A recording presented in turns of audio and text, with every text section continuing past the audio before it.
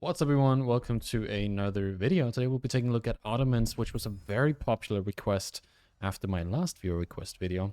People want to see how to play them, and I've also noticed that increasingly it is becoming a more and more popular civ lately.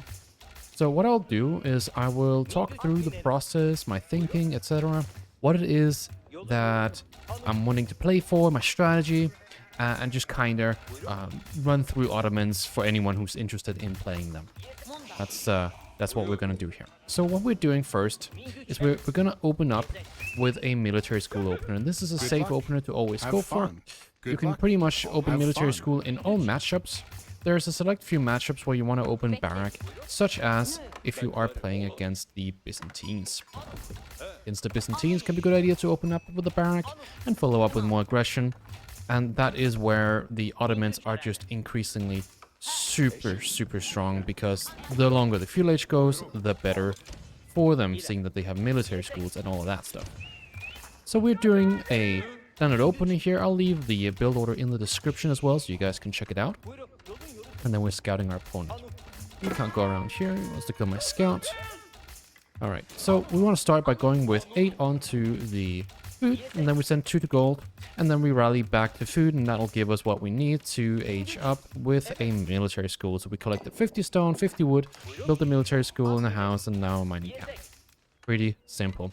This is the standard build, as it has been the standard build for Ottomans for a very long time. So if you're not familiar with it, there are countless guides that will go into more detail on how to play it. So now I'm thinking about what is my opponent interested in.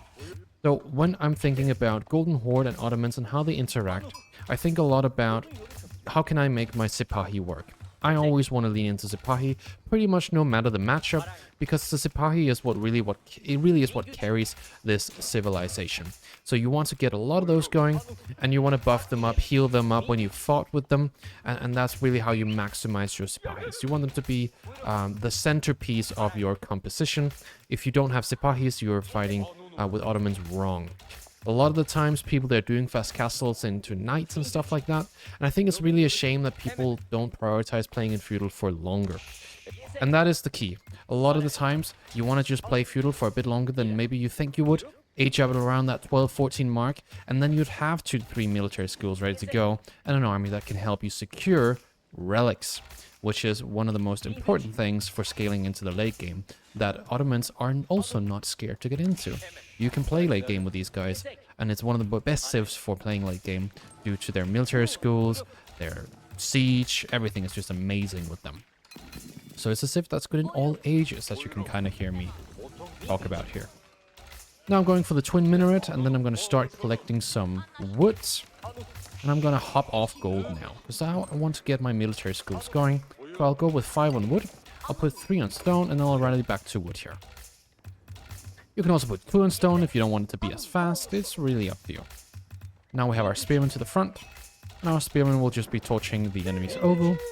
Against Golden Horde, Golden Horde likes to go for toward goods to start with, and they need to play feudal for as long as they are kind of under pressure.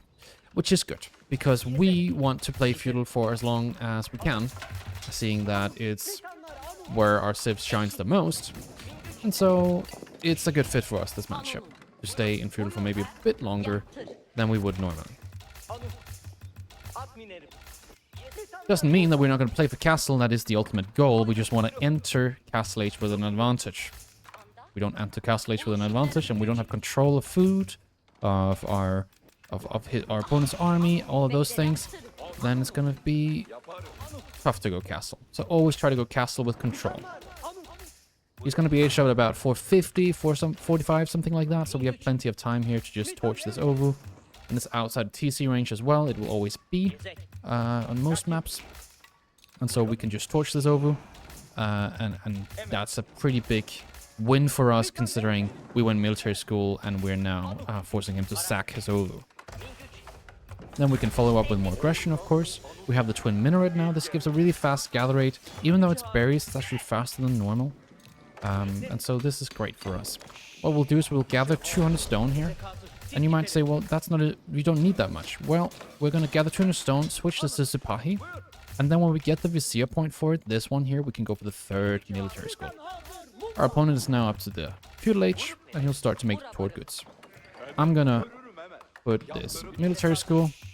I'm following a certain pattern here with how I want to set my buildings up. I think I go through that in one of my earlier guides. It's a bit hard to explain, so we're just gonna skip that for now. Just build your buildings. It'll come natural. Oh, and he's gonna try to repair this. Don't commit to that. Just chill. Now we build a stable, and I think we'll just stick with 10 on wood here. We still need a little bit more stuff, such as a blacksmith, another house, and perhaps a second stable or a barracks. So when you're dealing with cavalry, you want to ask yourself the question, is your opponent fielding better cavalry than you? If they are, you need to add spears. If not, then you obviously don't add spears. You just run more cavalry than they do, and you're chilling. So he gets a brace there, that's nice.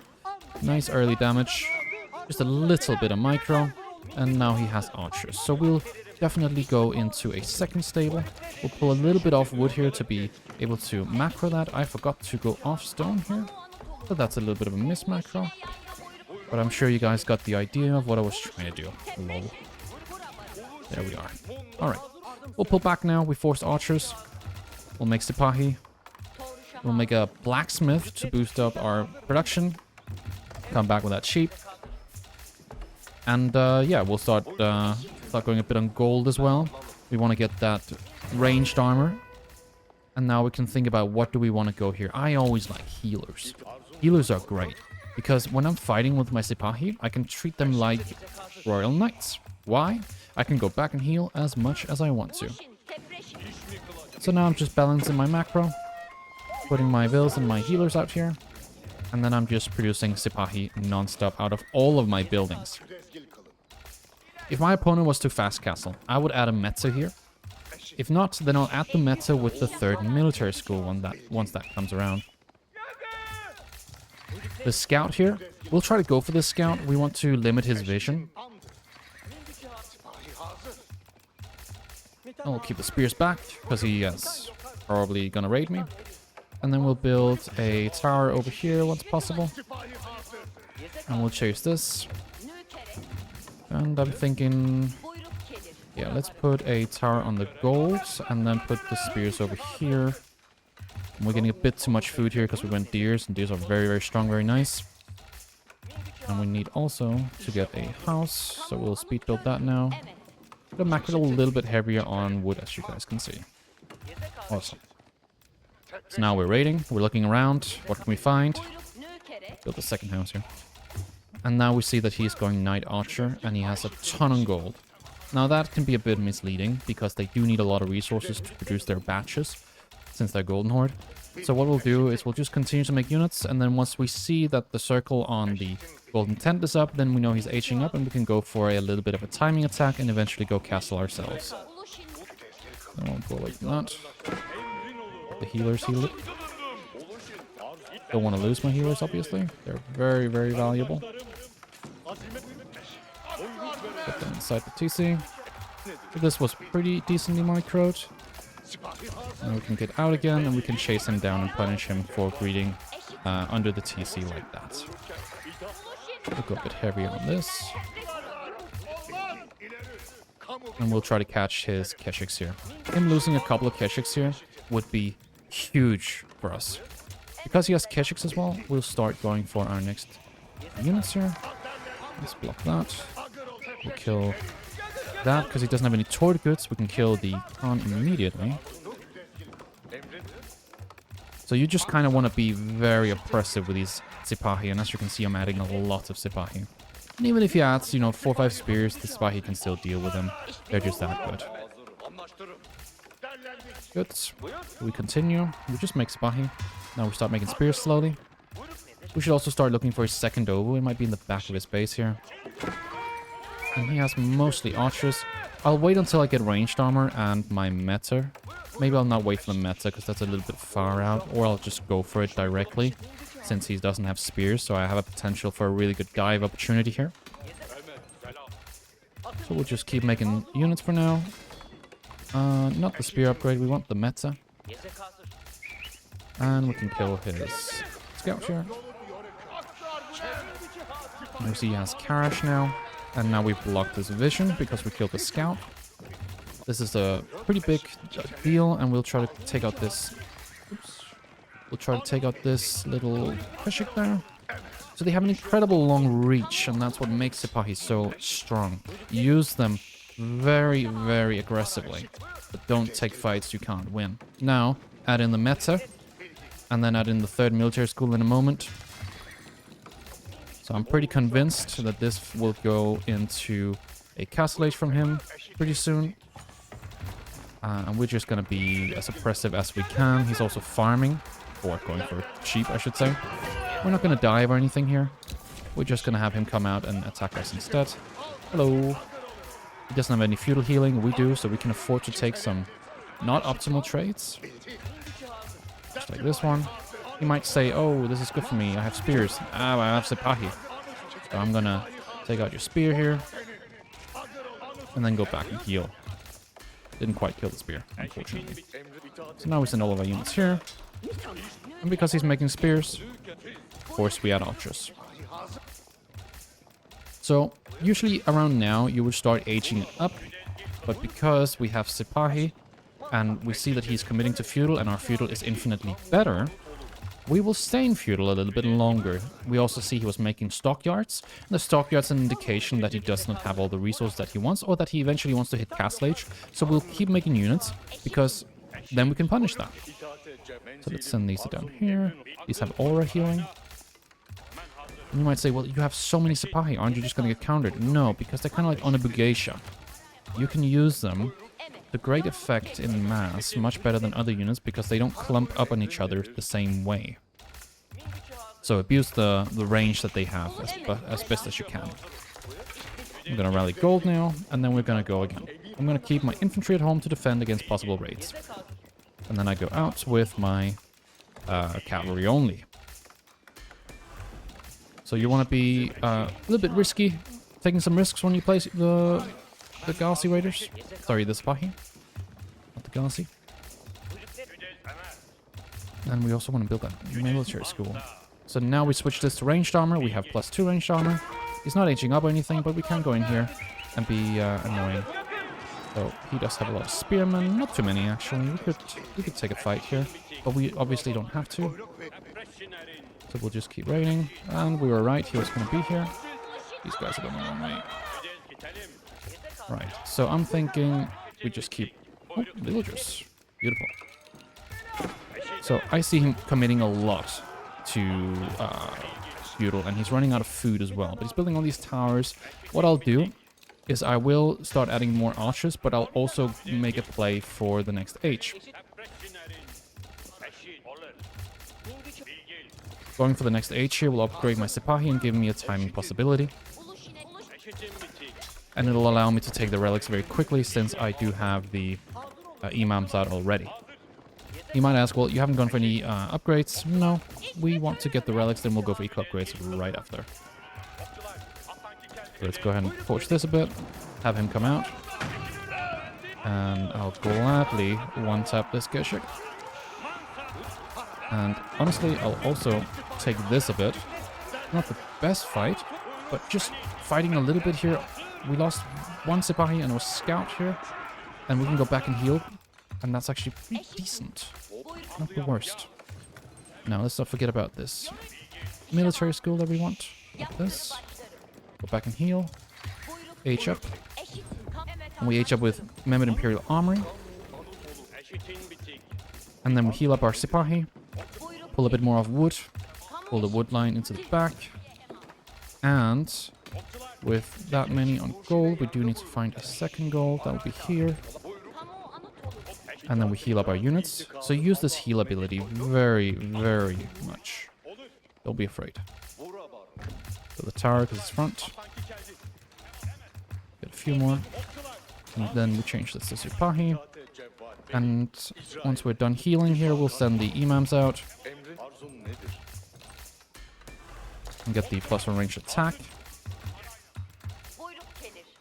And yeah, these guys will go on berries.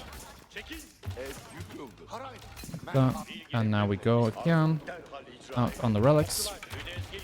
We lost our scout, unfortunately. But we can upgrade now our Sipahi.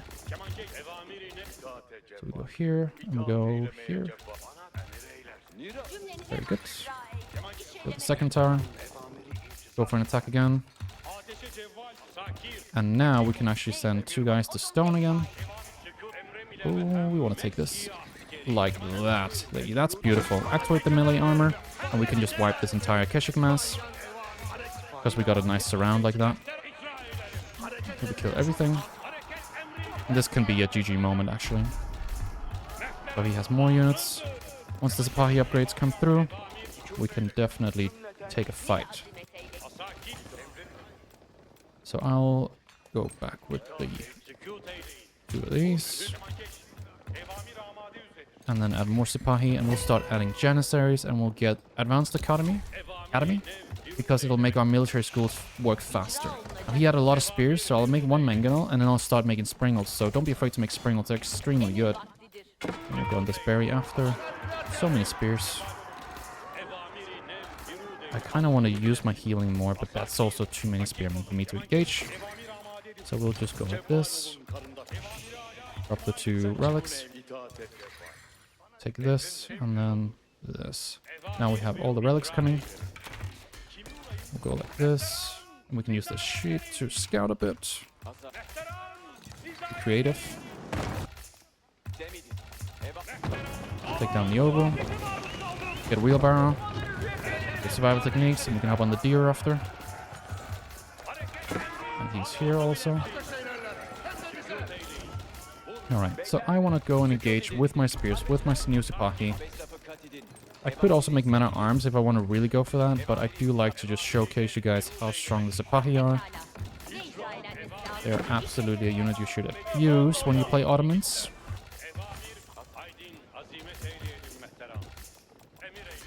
And then get the horticulture upgrade because we're on berries. And we can see that he's aging up now, so this is the best time to attack. If we allow him to age up, then we might not get as good of an attack. Now, if he wants to fight here in the front, that would be amazing for us. But we'll just go like this, put our units to the front, and then have the Sipahi behind. A bit like this, and then attack. Now, we lost our meta, which is not amazing. And we're getting attacked here. But this fight should be good for us. So all the spearmen will die to the Sipahi, while the spearmen are attacking spears, our Sipahi are killing the enemy spears. So this is the timing that you're looking for. Good game. Well played. And GG gets called. And that is how you want to play Ottomans. It's straightforward. It's focused on setting up your military schools correctly while you're massing a lot of Sipahi and just getting all of the small advantages that you can get. Extra military schools, the Vizier points, the relics, the map control. Eventually take control of the big goals. There are no big goals in this map because it's Sunken Lands, but that would also be stuff like this resource pocket, etc. Your opponent will be very limited when you have so many Sipahi, so don't dive too much. If you do take some fights, remember to heal up your Sipahi so they can fight the next fight. If you don't heal up and you lose your healers, then maybe it's because you take your healers too far out and you try to fight with them. Don't do that. Just use your Sipahi, leave your infantry at home to defend, and then when the time is right for a big attack, pull everything together and then attack. Don't forget, if you are in Castle Age, you can make more healers to get more AoE healing, because it applies to every healer that you make after getting this Vizier point. So that's the key to playing Ottomans. I hope you guys enjoyed this video. Let me know if you have any questions. I'll catch you guys in the next video. Check out the coaching link in the description. And don't forget to like and subscribe. Bye-bye.